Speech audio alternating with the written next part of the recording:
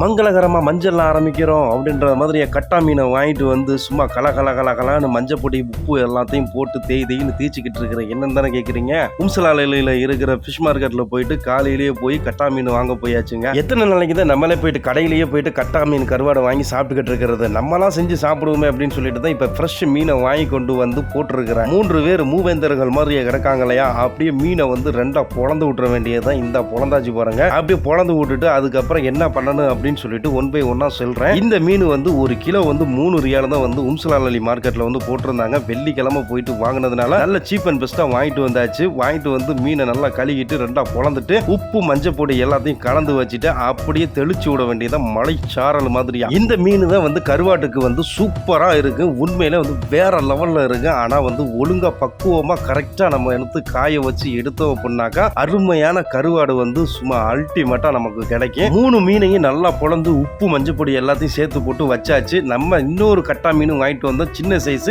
உப்பையும் மஞ்சளையும் போட்டு தண்ணியில ஊற்றி அப்படியே போட்டு அவிய வச்சு எடுத்துட்டு அப்படியே புட்டா எடுத்து புட்டு சாப்பிட்டோம் அப்படின்னாக்கா உண்மையிலே வேற லெவல்ல இருந்துச்சு. அதுவும் இல்லாம வந்து இந்த சூடு டயத்துல அதிகமா வந்து இந்த மீனை வந்து சாப்பிடக்கூடாது. எப்பயாவது 1-2 சாப்பிட்டுக்கலாம். அவிச்சு சுட்டு சாப்பிட்டோம் அப்படின்னாக்கா நல்லா இருக்கு. அது கூட கஞ்சி வச்சு குடிச்சோம் அப்படின்னா அருமையா இருக்கு. இந்த மாதிரி வீடியோ பார்க்கணும் மறக்காம நம்ம செய்தி சேனலை பேசி ஃபாலோ சப்ஸ்கிரைப் பண்ணி வச்சுங்க. பை பை, தேங்க்யூ ஃபார் வாட்சிங்.